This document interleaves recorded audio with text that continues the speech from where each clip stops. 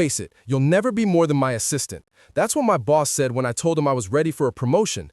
I had been working at the firm for 6 years. Late nights, weekends, missed holidays. I wasn't just pulling my weight. I was carrying projects, fixing his mistakes, making him look good in front of upper management. And yet, he kept me boxed in. Not enough leadership skills, he'd say. Not ready yet. Always an excuse.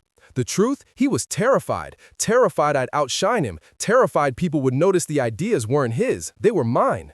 That comment about being his assistant lit a fire in me. I stopped waiting for recognition. I started planning, quietly, patiently.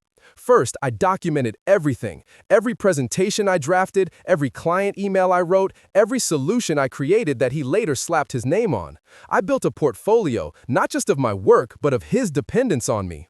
Next, I built relationships. I stopped hiding in his shadow and started talking directly to clients, colleagues, even senior executives. At first, he didn't notice. Then he tried to rein me in, but by then people already saw me as the problem solver, not him.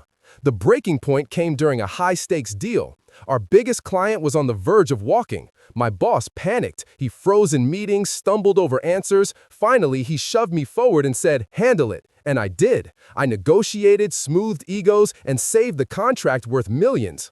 The client was thrilled. Senior management took notice, and for the first time, my boss wasn't the hero. I was.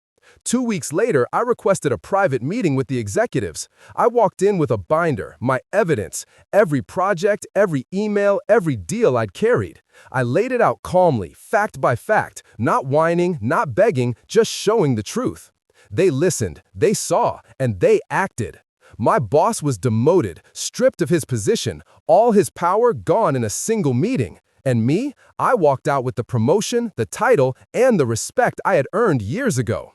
When I passed his office, he wouldn't look me in the eye. The same man who once sneered that I'd never be more than his assistant now had to sit quietly while I gave orders in the role that used to be his. And the best part? I didn't scream, I didn't beg, I didn't fight dirty. I just let his arrogance dig his grave while I built my ladder.